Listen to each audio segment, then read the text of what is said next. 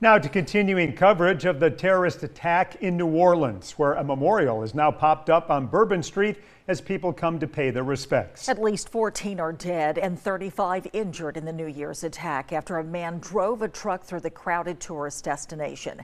Many of us here on the Gulf Coast have strong connections to New Orleans.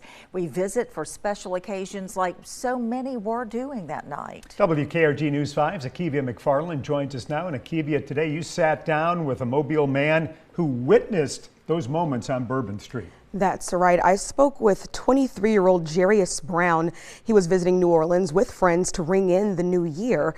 And he says it didn't take long for the early morning celebration to become a terrifying scene.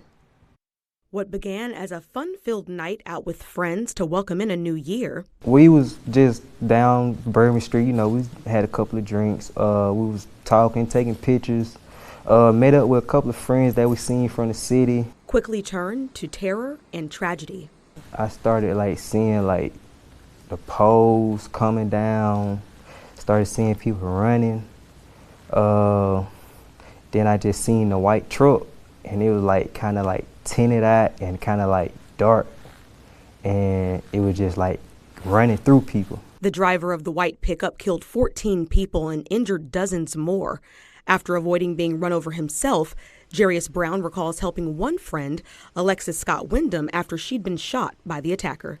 I looked on the ground, I seen Alexis. She was crying, and I picked her up, started running with her.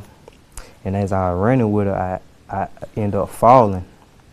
And once I fell, that's when I started hearing the gunshots. After taking cover, Brown says he ended up reuniting with friends and describes a panicked effort to find a missing comrade. We went to calling his phone, blowing up his phone.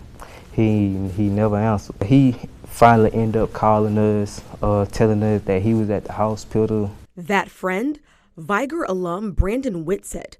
Brown says Whitsett was shot in the back and remains in the hospital. While Brown avoided injury himself, the attack continues to take its toll. I just keep replaying when he was coming down, hitting people and stuff like that, just keep replaying in my head, I keep seeing it. And now he's looking for ways to move forward. I just thank God that I made it out. Yeah, that's all I could think of. Just look up and just tell God thank you for letting me make it out of that situation. Brown says of his friend group, 4 people were injured. Reporting in studio, Akivia McFarland, WKRG News 5.